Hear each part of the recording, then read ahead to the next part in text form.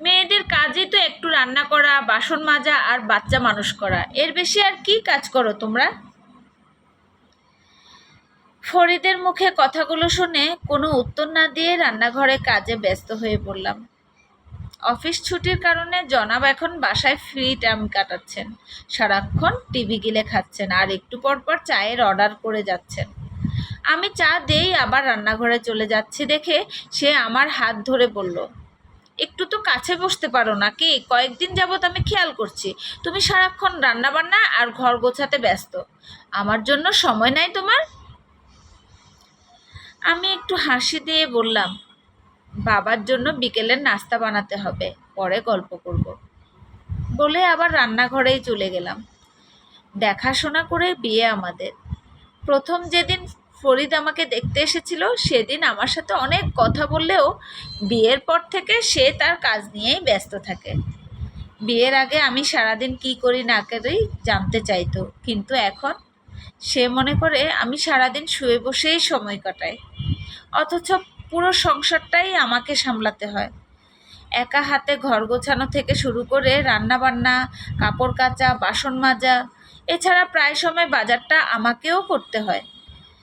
শ্বশুর প্যারালাইসিস হয়ে বিছানায় পড়া, তাকে ডাক্তার দেখানো, ওষুধপত্র, টাইমে টাইমে খাবার বানিয়ে দেওয়া, এসব একা হাতেই সামলাতে হয়।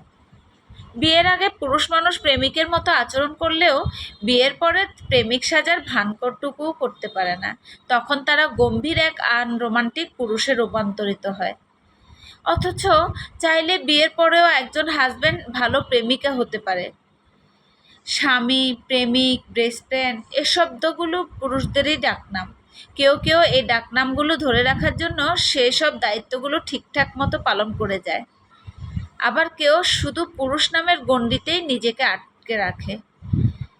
নারী তার প্রিয় পুরুষকে তখনই এসব নামে ডাকতে পারে যখন তার প্রিয় পুরুষটি সেসব নামের মর্যাদা রাখে। ফরিদের সবসময় তাড়াহুড়ো থাকে, নাকে মুখে খেয়ে অফিসে দৌড় দেয়, তারপর রাতে ফিরে। আর আমার সাথে আর তার গল্প করার সময় হয় না। প্রথম দিকে মন খারাপ হতো, কিন্তু এখন অভ্যাস হয়ে গেছে।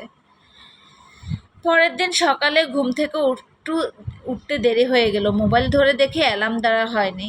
অথচ প্রতিদিন অ্যালার্ম সেট করা থাকে যেন তাড়াতাড়ি উঠতে পারি। 10:30 বাজে। বিছানা গুছিয়ে টেবিলের সামনে গিয়ে দেখি সকালের ব্রেকফাস্ট তৈরি করা হয়ে গেছে। শাশুড়ি মায়ের হাঁটুর ব্যথার জন্য কোনো কাজ করতে পারে না, আমিও তাকে কখনো করতে দিই না। মা কি হাঁটুর ব্যথা নিয়ে রান্না করলো?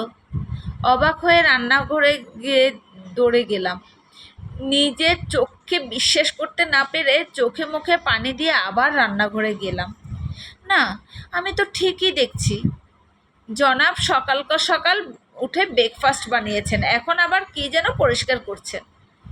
অবাক হয়ে জিজ্ঞেস করলাম, তোমার কি হয়েছে? তুমি রান্নাঘরে কেন?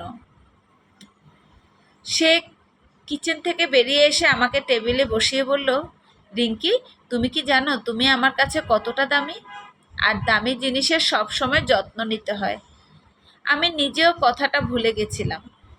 এই কয়েকটা দিন বাসায় থেকে বুঝেছি প্রতিদিন তুমি কতটা খাটাখাটনি করো। মায়ের শরীর খারাপ বলে কখনো কিছু করতে দাও না। আমি তো তোমার জন্য কোনো বুয়াও রাখিনি, কখনো নিজেও তোমাকে কাজে হেল্প করিনি।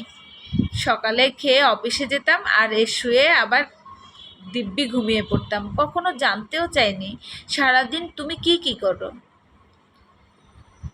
অভিমানী স্বরে বললাম, মেয়েরা তো একটু রান্না করা আর বাসন মাজা ছাড়া কিছুই করে না জনাব।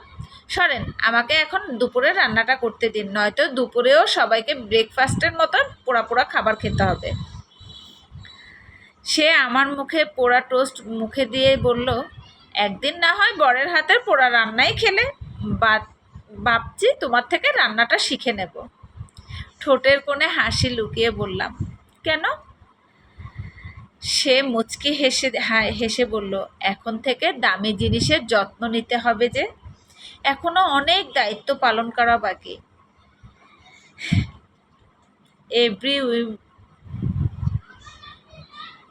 Women disturb of love.